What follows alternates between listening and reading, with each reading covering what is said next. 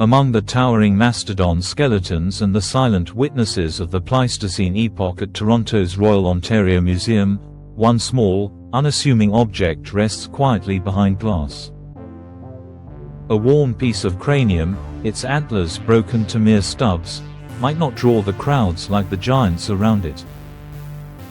Yet, for those who linger, it whispers of an ancient mystery.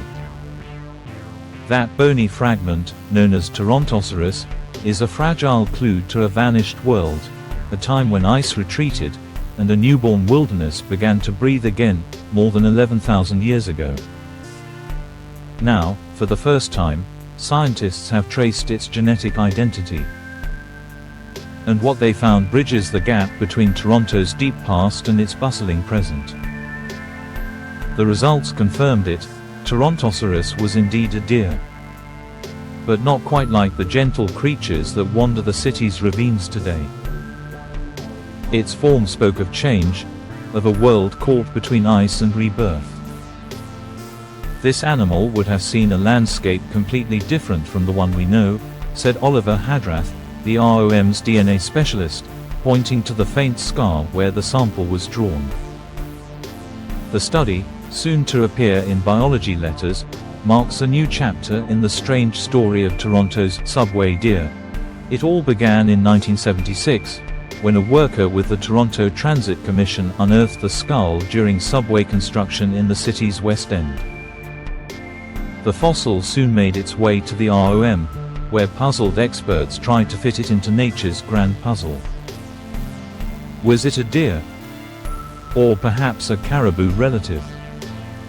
The skull said one thing, but the antlers, broad and sweeping, told another story.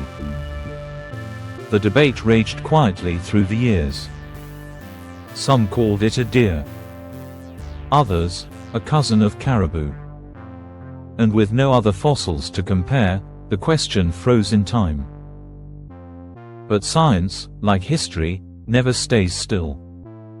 With modern genetic tools, even the faintest whispers of DNA can tell forgotten stories.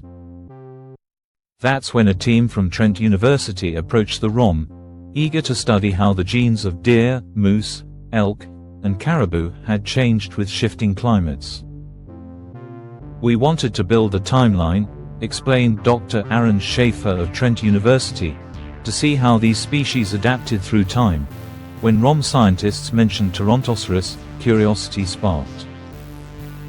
Could any DNA have survived in its ancient antlers? It's actually the oldest thing we've ever tried, said Hadrath, half in wonder. In the cold, dry Arctic, DNA can slumber for millennia. But in Toronto's temperate soil, battered by thaw and frost, it usually fades away. Yet somehow, miraculously, this one endured. Against all odds, strands of DNA still slept within the fossil's bone. And when the team decoded them, the truth came to light. It wasn't caribou at all. It was deer, a long-lost cousin of today's white-tailed and mule deer. Torontoceros had diverged before those modern species ever existed, a relic from a time when open plains spread across what is now the city's skyline. In that world, trees stood sparse, the wind ran free, and wide antlers were a gift, not a hindrance. Evolutionary geneticist Hendrik Poyner, reflecting on the study, called it a snapshot of rapid diversification, a moment when nature was experimenting with new life forms in a changing world. And still, one question lingers in the chill air of the museum: why did Torontoceros vanish? Perhaps its numbers were small. Perhaps the warming Earth changed too fast. Future studies, perhaps a full genome, may yet reveal the truth.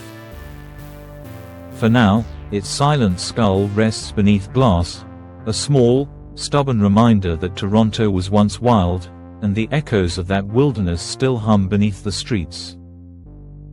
And so, beneath the city's busy streets, the subway deer asterisk keeps its quiet vigil, a fragile messenger from a world long vanished, reminding us how even in the heart of modern Toronto, the ancient wilderness still whispers through time.